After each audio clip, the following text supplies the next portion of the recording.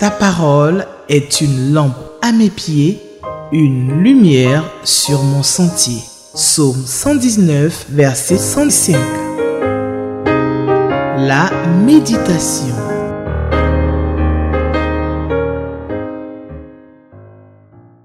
Shalom et salam, ça veut dire la même chose, que la paix du Seigneur soit sur vous, chez vous, en vous, chers téléspectateurs d'Espérance TV. Matthieu, le chapitre 26, attendez que je retrouve ma page, chapitre 26, du verset 31 au verset 46, c'est le test de méditation de ce jour proposé par le lecteur de la Bible pour adultes édition 2025 de la Ligue pour la lecture de la Bible. Nous allons prier pour que l'Esprit de Dieu nous instruise. Seigneur, viens par ton esprit et enseigne-nous. Tu as dit que tu t'en vas, mais tu nous envoies ton esprit et il nous enseignera tout ce qui est de toi. Fais-le en ce moment pour nous tous qui lisons ta parole. Au nom de Jésus-Christ. Amen.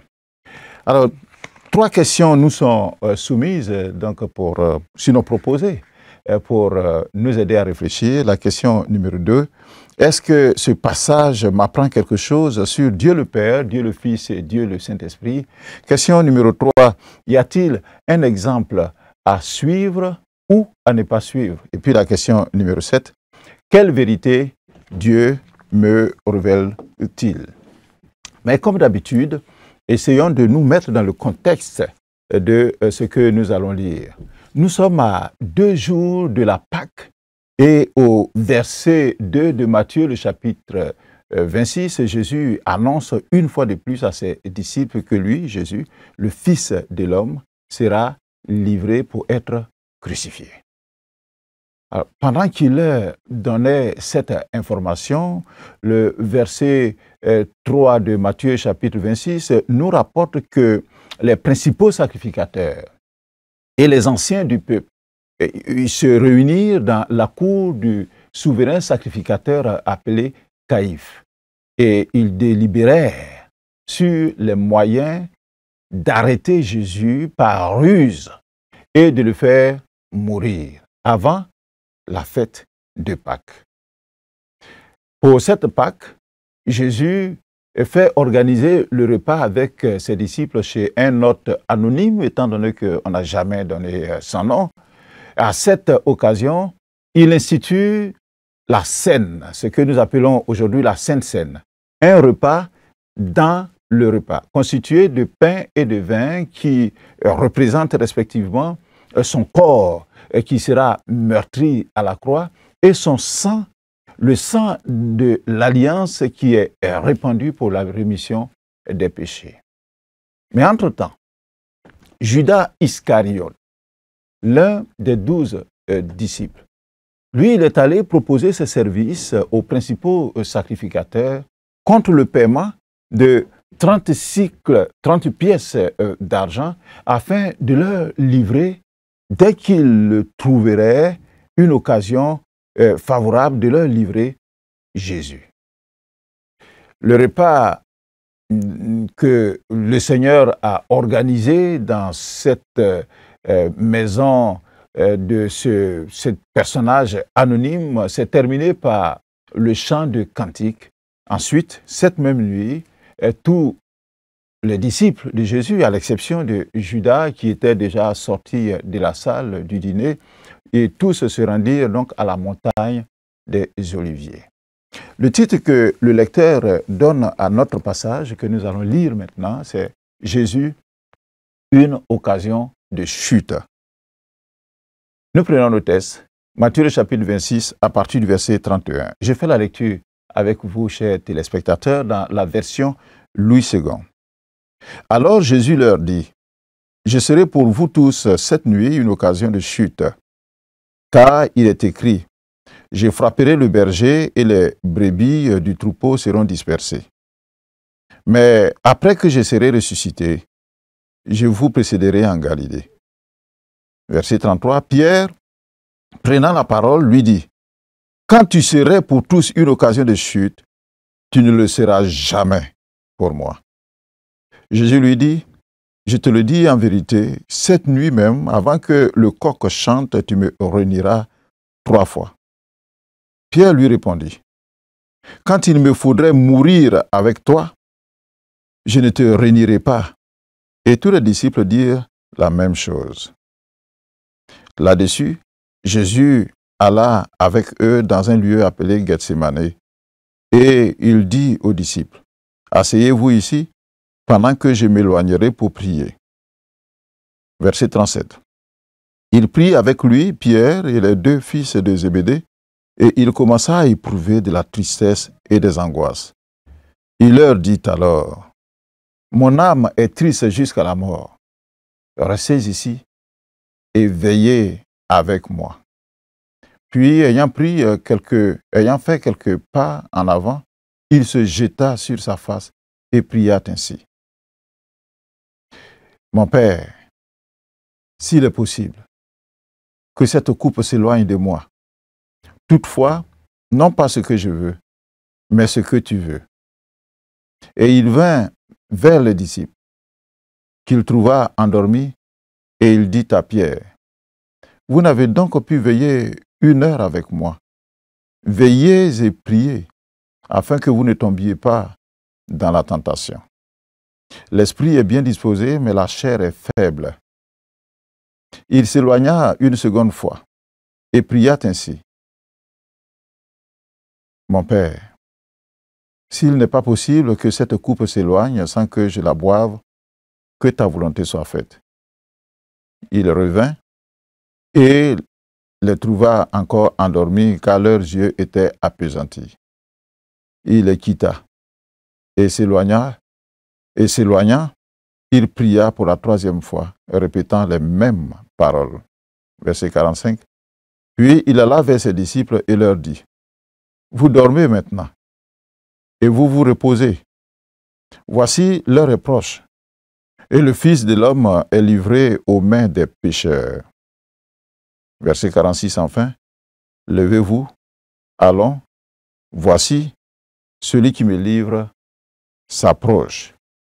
Amen. Jésus, une occasion de chute. Comme nous pouvons le constater dans notre texte, l'heure est grave et les événements semblent se précipiter. Tout au long de son ministère terrestre, le Seigneur Jésus a régulièrement averti ses disciples de ce qui les attendait. Et maintenant, il leur déclare clairement, sans passer par des paraboles ou d'autres artifices, il leur déclare qu'ils l'abandonneront cette nuit même. On a lu cette affirmation au verset 31. C'est-à-dire que je serai pour vous tous, cette nuit, une occasion de chute. Une occasion de chute, c'est la peur qui saisira les disciples devant la violence de la tourmente qui éclatera. Alors pour sauver leur peau, ils renieront leur maître. Ainsi s'accomplira la prophétie que le Seigneur lui-même a citée, qui est tirée de Zacharie, le chapitre 13, le verset 7, qui dit ceci, « Épée, lève-toi sur mon passeur et sur l'homme qui est mon compagnon, dit l'Éternel des armées. Frappe le pasteur et que les brebis se dispersent, et je tournerai ma main vers les faibles. » Alors, malgré cette trahison annoncée de ses disciples, qui l'abandonneront au moment où il aura le plus besoin de leur soutien, Jésus, sans aucune rancune, sans animosité, leur laisse des paroles d'espérance. Et il leur fait une grande promesse au verset 32, que après qu'il sera ressuscité et revenu à la vie, il les précédera en Galilée. Ce sont les disciples qui auront honte à ce moment d'avoir été des amis indignes. Mais lui, Jésus, ne va pas les abandonner. Lorsqu'il sera ressuscité des morts, il les retrouvera en Galilée. Ah, quel homme, un homme vraiment au grand cœur, notre Seigneur. Son amitié est sans contrepartie, car il n'attend pas de ses amis ou de ceux qu'il a choisis comme amis et qu'ils soient parfaits et entièrement loyaux avant de leur manifester, lui, son affection et sa fidélité. Il est un ami extraordinaire, sans faille. Au verset 33 et 35, présomptueusement, et comme moi aussi, personnellement, il m'arrive souvent d'être impétueux. Donc, présomptueusement, Pierre interrompt le Seigneur et l'assure que même si les autres l'abandonnent, lui, Pierre, ne fera jamais, jamais une chose pareille. C'est le verset 33 qui le dit. Quand tu serais pour les autres une occasion, pour nous une occasion de chute, tu ne le seras pas pour moi, Pierre. Au verset 35, Pierre proteste de plus belle de sa loyauté et de ses condisciples d'ailleurs en font autant. Et il dit, Pierre, que quand il me faudrait mourir avec toi, je ne te renierai pas. Et puis tous les disciples dirent la même chose. Les disciples, en fait, ils sont sincères. Ils croient ce qu'ils disent. Malheureusement, ils ne se connaissent pas véritablement. Ils ne connaissent pas l'état de leur propre cœur. Ils comptent sur leur propre force. Alors, Jésus va corriger ce « jamais » qui a été employé par Pierre pour dire que je ne vais jamais te renier, jamais t'abandonner. Le verset 34. Il dit, je te le dis, Pierre. Et il ajoute en vérité, c'est-à-dire j'insiste, cette nuit même, avant que le coq chante, tu me renieras 3 fois. Je m'imagine un peu l'ambiance et les sentiments qui ont prévalu à ce moment-là. D'une part, les disciples qui sont contrariés et indignés par les propos de leur maître. Et d'autre part, le Seigneur Jésus qui est esseulé pour ce qu'il sait des cœurs de ses disciples. Ainsi, comme pour couper court à cet échange, au verset 36 de notre texte, il est dit que Jésus alla avec eux dans un lieu appelé Gethsémane. Ce mot, Gethsémane, signifie cuve à huile ou pressoir à huile, à cause certainement d'activités d'extraction d'huile d'olive donc dans la zone. Sur le lieu, Jésus demande à 8 des 11 disciples qui étaient avec lui, étant donné que Judas, lui, s'en était allé, il demande donc à 8 de s'asseoir et de l'attendre. L'objectif de Jésus était de prier en vue de retrouver du réconfort auprès de son père et de son père à ce moment crucial, ce moment décisif de sa vie et de sa mission. Le verset 36 donc nous dit qu'il dit aux disciples, asseyez-vous ici pendant que je m'éloignerai pour prier. Mais Jésus prend avec lui Pierre et les 2 fils de Zébédée, Jacques et puis Jean, et s'engage plus profondément dans le jardin. Ce choix peut sembler dire que tous les disciples n'ont pas la même capacité pour sympathiser avec le Sauveur dans son agonie.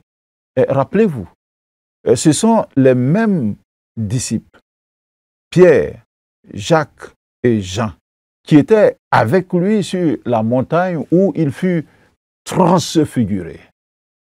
Sur cette montagne, ces 3 disciples ont vécu le plus glorieux moments de la vie terrestre de notre Seigneur Jésus.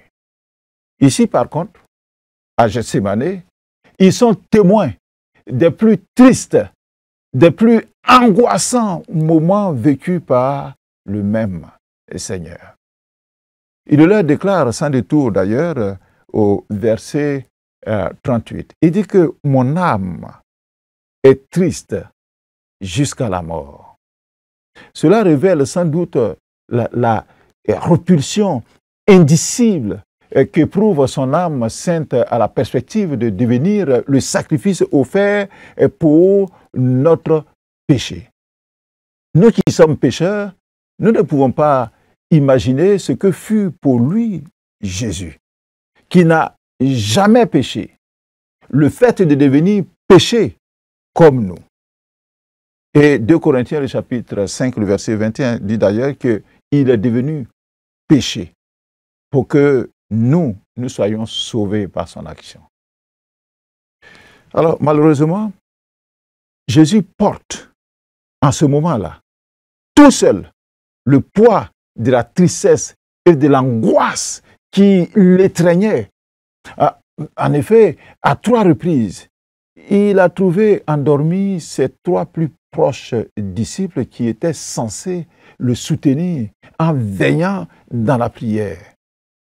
Personne ne pouvait partager sa souffrance, ni faire sienne donc sa prière en ce moment-là. Le verset 39 de notre texte dit qu'il se jeta sur sa face et il pria ainsi: mon Père, s'il est possible, et que cette coupe s'éloigne. Toutefois, non pas ce que je veux, mais ce que tu veux. Cette prière n'exprimait pas la réticence du Seigneur ou son désir de faire marche arrière, non.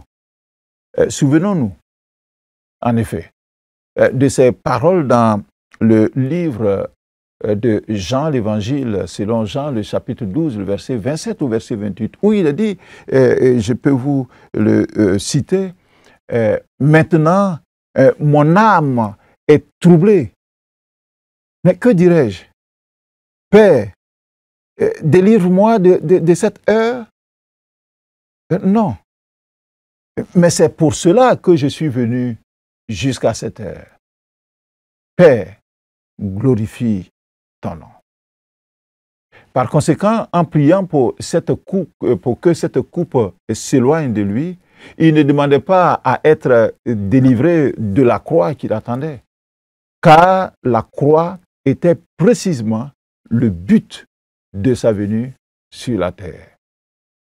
En fait, Jésus dit, en d'autres mots, mon Père, s'il n'existe pas un autre moyen pour sauver des pécheurs impies sans que j'aille à la croix, révèle-moi maintenant, révèle-le-moi maintenant. Mais je veux que l'on sache que je ne désire rien faire d'autre qui puisse contrarier ta volonté. Alors, quelle réponse Jésus a obtenue de cette prière? Aucune. Dieu est resté silencieux. Le ciel est resté muet. Par ce silence éloquent, nous savons qu'il n'y avait pour Dieu aucun autre moyen de justifier les pécheurs que nous sommes, coupables que nous sommes, et qu'il n'y avait pas un autre moyen que la mort expiatoire, la mort substitutive de Christ, le Sauveur, qui n'a jamais péché. Par ailleurs, Jésus a toujours été seul dans sa vie de prière, on l'a remarqué. Et il a enseigné aux disciples à prier. Et il a prié devant eux. Mais il n'a jamais prié avec eux. Le caractère unique de sa personne et de son œuvre empêchait les autres de partager sa vie de prière. Les versets 40 et 41 nous disent que revenant vers les disciples, dans l'espoir de trouver quelque réconfort auprès d'eux, il les trouva endormis. Et le texte nous dit que leur esprit était bien disposé, mais leur chair était faible. Ne le jugeons pas trop vite. Pensons à notre propre vie de prière. Nos sommeils sont plus intenses que nos prières. Et nos pensées qui vagabondent au lieu d'être canalisées, rappelons-nous. Alors que des fois le Seigneur pourrait-il nous adresser les mêmes paroles qu'à Pierre, à Jacques et puis à Jean, en nous disant, vous aussi, vous n'avez donc pas pu veiller 1 heure avec moi. Puis, le Seigneur va exhorter ses disciples, comme il pourrait aussi nous encourager aujourd'hui, en nous disant, veillez et priez, afin que vous ne tombiez pas dans la tentation. Cela veut dire que notre victoire dans la tentation se trouve dans notre volonté et notre capacité à veiller et à prier, afin de recevoir l'aide qui vient du Père céleste. Alors Jésus s'éloigne une seconde fois et pria en réaffirmant sa soumission à la volonté de son Père. Il acceptait de boire jusqu'à la lie la coupe de souffrance et de mort atroce qui l'attendait dans quelques heures seulement. Le verset 43 et jusqu'à 45, quand Jésus s'approche pour la seconde fois des disciples, ceux-ci sont à nouveau endormis. Il en est de même la fois suivante. Lui, il prie, et puis eux, ils dorment, alors que l'heure est grave. Ainsi, il va leur dire, vous dormez maintenant, et vous vous reposez. Bon, voici, l'heure est proche, et le Fils de l'homme, est livré aux mains des pécheurs. L'occasion de veiller avec lui durant cette longue veille est passée, parce que à ce moment terrible, difficile, 1 minute, c'est comme 10 heures. Déjà se fait entendre le bruit des pas du traître. Alors Jésus leur dit, levez-vous.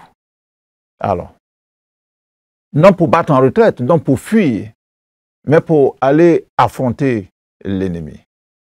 Alors, avant de quitter le jardin, ce jardin de Gethsémane, arrêtons-nous encore un instant pour nous laisser toucher par les soupirs du Seigneur qui était en train d'agoniser. Arrêtons-nous donc un instant pour méditer sur sa tristesse, mais aussi pour le remercier de tout notre cœur pour cette détermination à nous sauver. Alors, répondons à la question numéro 2 de notre lecteur. Est-ce que ce passage m'apprend quelque chose sur Dieu le Père, Dieu le Fils, Dieu le Saint-Esprit? Les versets 31, verset 34 et verset 46 nous montrent que Jésus, il sait tout de nos actes et de l'état même de notre cœur. Et rien ne lui est caché. Et rien ne lui échappe.